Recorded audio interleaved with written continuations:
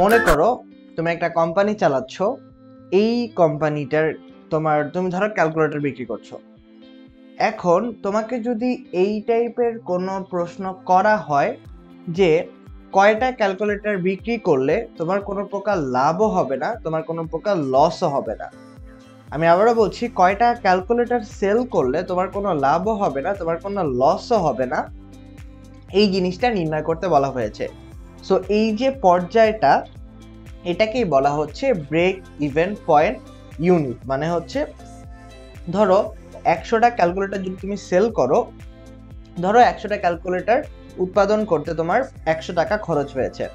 So তুমি যখন 100টা calculator বা তুমি সেল করবে, মানে ব্যাপারটা হচ্ছে এরকম যে তোমার 100টা ক্যালকুলেটর তৈরি করতে 100 টাকা খরচ হয়েছে।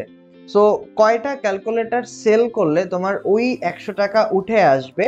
তো তার মানে 100 টাকার ক্যালকুলেটর তুমি যখন সেল করবে, সেক্ষেত্রে কিন্তু তোমার কোনো লাভও হচ্ছে না, তোমার কোনো লসও হচ্ছে না। এই যে পয়েন্টটা, এটাকেই বলা হচ্ছে ব্রেক ইভেন পয়েন্ট বা সমচ্ছেদ বিন্দু। তো এই ভিডিওতে মূলত আমরা ব্রেক ইভেন বা সমচ্ছেদ বিশ্লেষণ সম্পর্কে জানবো। তো বন্ধুরা, তোমাদের সবাইকে স্বাগতম আমাদের এই সমচ্ছেদ বিন্দু নিয়ে আলোচনা। এবং এইটা কিন্তু তোমাদের এইচএসসি এক্সামের জন্য, অ্যাডমিশনের জন্য, তোমাদের বেসিক ক্লিয়ার করার জন্য খুব বেশি ইম্পর্টেন্ট। একটা ব্যবসা তুমি যখন শুরু করতে যাবে, তোমার কিন্তু টার্গেটই থাকবে প্রথমে ব্রেক ইভেন পয়েন্টে পৌঁছাতে। সো এই সমচ্ছেদ বিন্দু বা ব্রেক ইভেন পয়েন্টে শুরুতেই বলা হয় এই বিন্দুতে প্রতিষ্ঠানের আয় ও ব্যয়ের পরিমাণ সমান হয়। উৎপাদন ও বিক্রয় এই বিন্দু অতিক্রম করলে প্রতিষ্ঠানের লাভ অর্জন প্রক্রিয়া শুরু হয়, আর উৎপাদন ও বিক্রয় এই বিন্দুর নিচে নামলে প্রতিষ্ঠানের ক্ষতি হয়। এই বিন্দুতে বিক্রয় স্থায়ী ব্যয় ও পরিবর্তনশীল ব্যয়ের যোগফলের সমান হয়, অর্থাৎ সমচ্ছেদ বিন্দুতে বিক্রয় সমান সমান স্থায়ী ব্যয় যোগ পরিবর্তনশীল ব্যয়। তো তার মানে আমাদের এই আবার সমচ্ছেদ বিন্দুতে মোট অবদান এবং স্থায়ী ব্যয় পরস্পর সমান হয়ে থাকে। সো আমরা যদি এক কথায় বলি, সমচ্ছেদ বিন্দুর মাধ্যমে বিশ্লেষণ ব্যয় পরিমাণ মুনাফা বিশ্লেষণের অন্যতম মাধ্যম হিসেবে বিবেচনা করা হয় বলে ব্যয় পরিমাণ মুনাফা বিশ্লেষণকে সমচ্ছেদ বিন্দুর মাধ্যমে বিশ্লেষণও বলা হয়ে থাকে। সো এখান থেকে আমরা এই আলোচনা থেকে বুঝতে পারি বা বলতে পারি, সমচ্ছেদ বিন্দুতে বিক্রয় এবং আয় ও ব্যয়ের পরিমাণ সমান হয়। এই বিন্দুতে প্রতিষ্ঠানের লাভ বা ক্ষতি কিছুই হয় না। সমচ্ছেদ বিন্দু অপেক্ষা বেশি পরিমাণ বিক্রয় হলে মুনাফা হয় এবং কম পরিমাণ বিক্রয় হলে এটাকে ক্ষতি হিসাবে ধরা হয়। সো তার মানে আমি আবারও বলছি, সমচ্ছেদ বিন্দুতে প্রতিষ্ঠানের লাভ বা ক্ষতি কিছুই হয় না। ব্রেক ইভেন পয়েন্ট থেকে যত উপরে হবে, প্রতিষ্ঠানের মুনাফা হিসেবে সেটা বিবেচিত হয়, এবং যত নিচে আসবে তত ক্ষতি হিসেবে বিবেচিত হয়ে থাকে। সো আমরা যদি সমচ্ছেদ বিন্দু নির্ণয় করতে চাই, তো একক প্রতি যে ব্রেক ইভেন পয়েন্ট, এটা নির্ণয় করার সূত্র হচ্ছে স্থায়ী ব্যয় ডিভাইডেড বাই বিক্রয় মূল্য মাইনাস পরিবর্তনশীল ব্যয়। এটা হচ্ছে আমাদের ব্রেক ইভেন পয়েন্ট একক। এবং টাকার পরিমাণ যদি নির্ণয় করতে চাই, সমচ্ছেদ বিন্দু একক ইন্টু একক প্রতি বিক্রয় মূল্য, অথবা এই সূত্রটা আমরা ব্যবহার করতে পারি। সো এইটা ছিল আমাদের ব্রেক ইভেন পয়েন্ট নিয়ে প্রাথমিক যে আলাপ আলোচনাটা, সেটা। তো এ পর্যায়ে আমরা ব্রেক ইভেন পয়েন্ট বা সমচ্ছেদ বিন্দুটা আমরা নির্ণয় করব একক এবং টাকায়। তাহলে আমি আশা করব তোমরা সবাই ভালোভাবে বুঝতে পারবে। তো দেখো এখানে কি বলা আছে। এখানে বলা আছে জ্যাসমিন এন্টারপ্রাইজের যন্ত্রপাতির মূল্য 80,000 টাকা এবং সংস্থাপন ব্যয় 20,000 টাকা। প্রতিষ্ঠানটির প্রতিটির পণ্যের বিক্রয় মূল্য 500 টাকা এবং উৎপাদন খরচ 450 টাকা। সো এখান থেকে জ্যাসমিন এন্টারপ্রাইজের সমচ্ছেদ বিন্দু যদি আমরা নির্ণয় করতে চাই, সেক্ষেত্রে আমাদের যে স্থায়ী ব্যয়, যন্ত্রপাতির মূল্য প্লাস সংস্থাপন ব্যয়। সো যন্ত্রপাতির মূল্য হচ্ছে 80,000 টাকা এবং সংস্থাপন ব্যয় হচ্ছে 20,000 টাকা। সো মোট আমরা পেলাম 1 লক্ষ টাকা। তো তার মানে এখানে যে স্থির ব্যয়, সেটা কিন্তু 1 লক্ষ টাকা। স্থির ব্যয়টা হবে আমাদের এই যন্ত্রপাতির মূল্যর সাথে সংস্থাপন ব্যয়টাও কিন্তু যোগ করতে হবে। তো আমরা এখানে পেলাম 1 লক্ষ টাকা। এরপর আসে আমাদের একক প্রতি যে বিক্রয় মূল্য। এখানে বলা আছে প্রতিষ্ঠানটির প্রতিটি পণ্যের বিক্রয় মূল্য 500 টাকা। সো তার মানে একক প্রতি বিক্রয় মূল্য পেলাম আমরা 500 টাকা, এবং আমাদের যে উৎপাদন খরচ, এইটা আমরা পাচ্ছি, বা পরিবর্তনশীল ব্যয়টাই হচ্ছে আমাদের উৎপাদন খরচ, সেটা আমাদের 450 টাকা। সো আমরা বিক্রয় মূল্য পেলাম, আমাদের পরিবর্তনশীল ব্যয় আমরা পেয়ে গেলাম। এখান থেকে যদি আমরা ব্রেক ইভেন পয়েন্ট নির্ণয় করতে চাই, তো স্থায়ী ব্যয় সেটা আমরা পাচ্ছি 1 লক্ষ টাকা, একক প্রতি যে বিক্রয় মূল্য সেটা আমরা পাচ্ছি 500 টাকা, একক প্রতি যে পরিবর্তনশীল ব্যয় সেটা আমরা পেলাম 450 টাকা।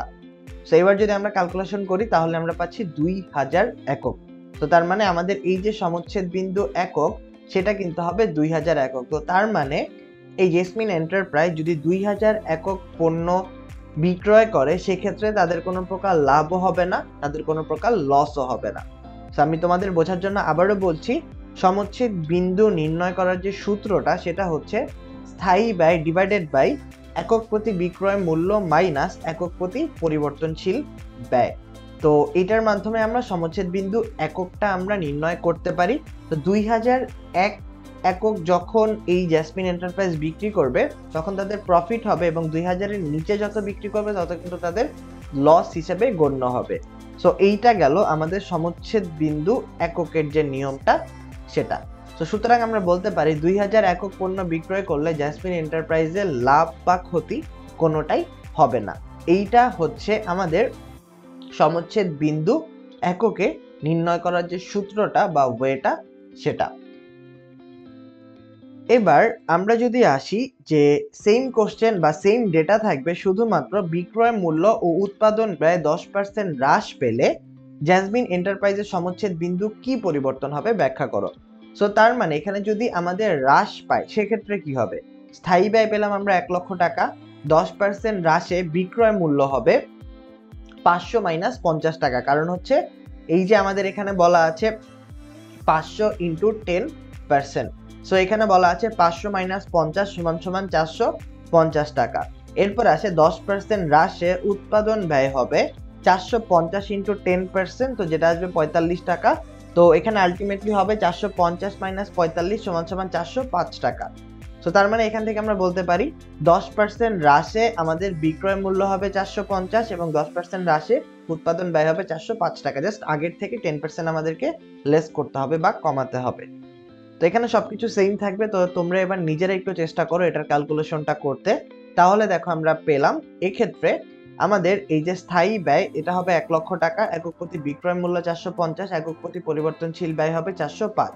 তো তার মানে আমাদের এখানে যে কাঙ্ক্ষিত সমচ্ছেদ বিন্দু একক এটা হয়ে যাবে 2222 একক প্রায়। সো তার মানে আমাদের এই যে সমচ্ছেদ বিন্দুটা যদি 10% হ্রাস পায় বিক্রয় মূল্য ও উৎপাদন ব্যয়, সেক্ষেত্রে কিন্তু আমাদের যে সমচ্ছেদ বিন্দু এটা কিন্তু এককে পরিবর্তিত হয়ে যাবে 2222 একক। তো তার মানে যখন আমাদের বিক্রয় মূল্য ও উৎপাদন ব্যয় হ্রাস পাচ্ছে সেক্ষেত্রে আমাদের ব্রেক ইভেন পয়েন্টে পৌঁছাতে আমাদেরকে কিন্তু আগের থেকে বা আগে আমাদের ব্রেক ইভেন পয়েন্ট কত ছিল, আগে ছিল 2000 একক, অর্থাৎ 2000 একক পণ্য বিক্রয় করলে কোনো প্রকার লাভও হবে না লসও হবে না। কিন্তু এক্ষেত্রে আমাদের যদি বিক্রয় মূল্য 10% কমে উৎপাদন ব্যয় 10% কমে সেক্ষেত্রে আগের থেকে বেশি বিক্রি করে আমাদের ব্রেক ইভেন পয়েন্টে পৌঁছাতে হবে, অর্থাৎ আগের থেকে বেশি বিক্রি করতে হবে আমাদের এমন একটা পর্যায়ে পৌঁছাতে যেখানে আমাদের কোনো প্রকার লাভও হবে না কোনো প্রকার লসও হবে না। এটাই হচ্ছে আমাদের কাঙ্ক্ষিত ব্রেক ইভেন পয়েন্ট বা সমচ্ছেদ বিন্দু এককে নির্ণয় করার ওয়ে। তো এবার আমরা যদি আরেকটি প্রশ্ন দেখি, তো এখানে দেখো নিশাত লিমিটেড একটি কলম উৎপাদনকারী প্রতিষ্ঠান, প্রতিটি কলমের বিক্রয় মূল্য 20 টাকা, পরিবর্তনশীল ব্যয় একক প্রতি 12 টাকা এবং স্থির ব্যয় 20,000 টাকা। সো উদ্দীপকের আলোকে সমচ্ছেদ বিন্দু নির্ণয় করতে বলা হয়েছে একক এবং টাকায়। তো এখান থেকে আমরা যদি এককে নির্ণয় করি নিশাত লিমিটেডের সমচ্ছেদ বিন্দু, এখানে যদি এককে নির্ণয় করি স্থায়ী ব্যয় আমরা দেখতে পাচ্ছি, একক প্রতি বিক্রয় মূল্য আমরা দেখতে পাচ্ছি, একক প্রতি পরিবর্তনশীল ব্যয় আমরা দেখতে পাচ্ছি। বিক্রয় মূল্য 20 টাকা, পরিবর্তনশীল ব্যয় 12 টাকা এবং স্থায়ী ব্যয় আমরা দেখতে পাচ্ছি 20,000 টাকা। তো এখান থেকে আমরা যদি একক এবং টাকায় নির্ণয় করতে চাই, তো সমচ্ছেদ বিন্দু একক স্থায়ী ব্যয় ডিভাইডেড বাই একক প্রতি বিক্রয় মূল্য মাইনাস একক প্রতি পরিবর্তনশীল ব্যয়, যেটা আমরা অলরেডি দেখেছি। সো এখান থেকে আমরা পেয়ে যাচ্ছি আমাদের যে কাঙ্ক্ষিত ব্রেক ইভেন একক সেটা হচ্ছে 2500 একক। তো এবার আমরা যদি 2500 একক পণ্য বিক্রয় করলে আমাদের কোনো প্রকার লাভও হবে না লসও হবে না। সো এটা তো গেল আমাদের এককে। এখন যদি প্রশ্ন করা হয় এককে না কত টাকার পণ্য বিক্রয় করলে আমাদের কোনো প্রকার লাভও হবে না কোনো প্রকার লসও হবে না, এটা যদি জানতে চাওয়া হয় সেক্ষেত্রে আমরা কি করব। খুবই সিম্পল, আমাদের জাস্ট একক যে পণ্যটা, অর্থাৎ 2500 একক পণ্য বিক্রয় করলে আমাদের কোনো প্রকার লাভও হবে না, কোনো প্রকার লসও হবে না। সো তার মানে 2500 একক পণ্য যদি আমরা প্রতিটা 20 টাকা করে আমাদের সেল করি বা বিক্রয় মূল্য থাকে, সেক্ষেত্রে কিন্তু আমাদের সমচ্ছেদ বিন্দুর টাকা হয়ে যাবে 50,000 টাকা। এর কারণ হচ্ছে সমচ্ছেদ বিন্দুর টাকায় যদি আমরা হিসাব করি, তো সেক্ষেত্রে সমচ্ছেদ বিন্দু একক 2500 এবং একক প্রতি যে বিক্রয় মূল্য সেটা 20 টাকা। সো তার মানে আমাদের সমচ্ছেদ বিন্দুর টাকা হয়ে যাবে 50,000 টাকা। সো এইটা হচ্ছে আমাদের সমচ্ছেদ বিন্দুর টাকায় নির্ণয় করার ওয়েটা, অর্থাৎ প্রতি একক যেটা থাকবে এককের সাথে আমাদের একক প্রতি যে বিক্রয় মূল্য সেটা জাস্ট গুণ দিতে হবে। তো সমচ্ছেদ বিন্দু আমরা একক পেয়েছি 2500 একক এবং এখানে আমরা একক প্রতি বিক্রয় মূল্যটা পেলাম 20 টাকা। সো টোটাল বা ইন টোটাল আমরা পাচ্ছি 50,000 টাকা। সুতরাং আমরা বলতে পারি সমচ্ছেদ বিন্দু একক হবে 2500 একক এবং আমাদের সমচ্ছেদ বিন্দু যে টাকাটা সেটা হবে 50,000 টাকা। সো এইটা গেল আমাদের সমচ্ছেদ বিন্দু একক এবং টাকায় নির্ণয় করার যে ওয়েটা সেটা। তো আমি আবারও বলছি, প্রথমে আমরা এককটা নির্ণয় করব। একক নির্ণয় করার সাথে যদি আমাদেরকে টাকায় নির্ণয় করতে বলে তাহলে খুবই সিম্পল। আমরা যদি এরকম জানি যে আমাদেরকে 10টা প্রোডাক্ট সেল করলে আমাদের লাভও হবে না, লসও হবে না, তো আমাদের যদি টাকায় নির্ণয় করতে বলে 10টা প্রোডাক্টের সাথে প্রতি প্রোডাক্ট আমরা কত টাকা দিয়ে বিক্রি করছি সেটা গুণ করলে কিন্তু আমরা আমাদের সমচ্ছেদ বিন্দুর টাকাটা পেয়ে যাচ্ছি। সো এইটা গেল আমাদের সমচ্ছেদ বিন্দু একক এবং টাকায় নির্ণয় করার যে ওয়েটা সেটা। এরপরে আমরা লাস্ট একটা জিনিস দেখব, সেটা হচ্ছে এই সমচ্ছেদ বিন্দু চিত্রের মাধ্যমে যদি প্রদর্শন করতে বলে তাহলে আমরা কিভাবে করব।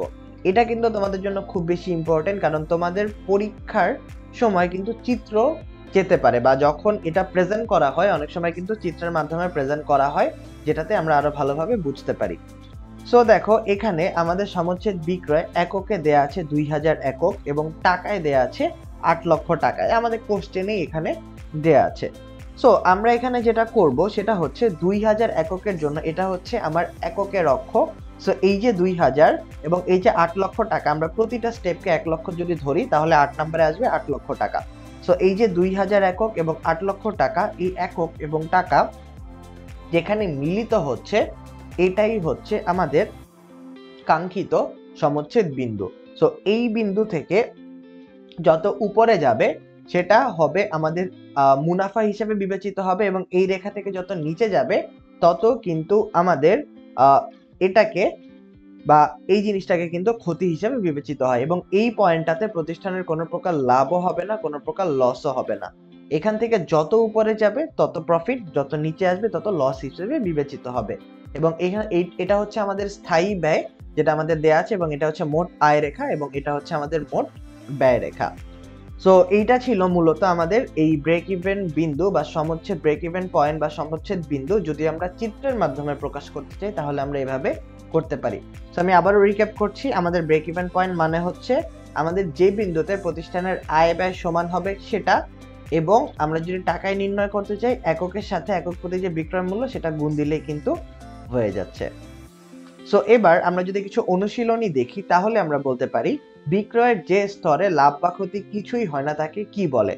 সেখান থেকে আমরা বলতে পারি বিক্রয়ের যে স্তরে লাভ বা ক্ষতি কিছুই হয় না তাকে কিন্তু সমচ্ছেদ বিন্দু বলা হয়ে থাকে। এরপরে আসে সমচ্ছেদ বিন্দুতে আয়ের পরিমাণ সর্বোচ্চ হয়, বিক্রয়ের পরিমাণ সর্বোচ্চ হয়, ব্যয়ের পরিমাণ সর্বনিম্ন হয়, আয় ব্যয় সমান হয়। সো এখান থেকে আমরা বলতে পারি সমচ্ছেদ বিন্দুতে কিন্তু আমাদের আয় ব্যয় দুটোই সমান হয়ে থাকে। তো বন্ধুরা এই পর্যন্তই মূলত ছিল আমাদের ব্রেক ইভেন পয়েন্ট নিয়ে মূল যে আলোচনাটা, সেটা আমি আশা করব তোমরা সবাই খুব ভালোভাবে বুঝতে পেরেছো। এই ব্রেক ইভেন পয়েন্ট সম্পর্কে জানাটা কিন্তু তোমাদের জন্য খুব বেশি ইম্পর্টেন্ট, এখান থেকে কিন্তু সবসময় মোটামুটি কোশ্চেন থাকেই এবং আমাদের বেসিক ক্লিয়ার করার জন্য কিন্তু এটা অনেক বেশি ইম্পর্টেন্ট। তো সবাইকে অসংখ্য ধন্যবাদ মনোযোগ দিয়ে ভিডিওটা দেখার জন্য। পরবর্তী ভিডিও দেখার জন্য আমন্ত্রণ জানিয়ে এই ভিডিওটা আমরা এখানেই শেষ করছি।